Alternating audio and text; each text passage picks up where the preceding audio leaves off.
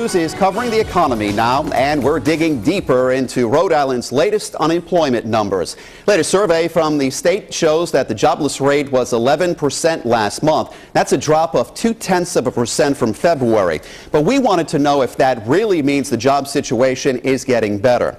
WPRI.com reporter Ted Nesi has been crunching the numbers, and he joins us now to talk about what they all mean. You know, Ted, when people see these kind of numbers, they get a little encouraged because they think more people are getting back to work. What did you say out of all of this? Well, Mike, I think it's kind of a glass half empty, glass half full situation. Let's take a look at these numbers that we pulled here. If you look, these are the March unemployment rates in Rhode Island for the last 5 years. You can see it did go down from a year ago, 11.8 down to 11%, but it's still more than double the 4.9% rate we had back in 2007, so it's still very high. Here's one other set of numbers we always look at.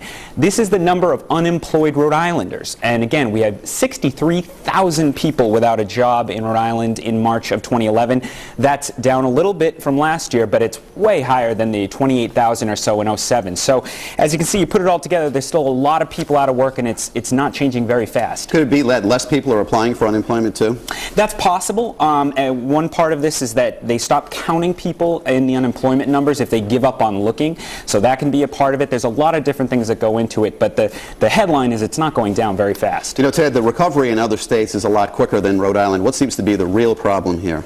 If I knew, I guess they'd put me in charge of something. But, you know, when you look at the different things that are on the table here, we had a housing bubble in Rhode Island, and you see all the states with housing bubbles had problems. Nevada comes to mind, Florida. Our workforce is less educated than in Massachusetts and Connecticut across the whole. That makes it harder to retain jobs. And more broadly, it's just a slow recovery nationally, and Rhode Island really bore the brunt of that. All right, Ted, thank you. By the way, if you want to hear more of what Ted has to say, you can go to our website, WPRI.com, and click on blogs on the homepage.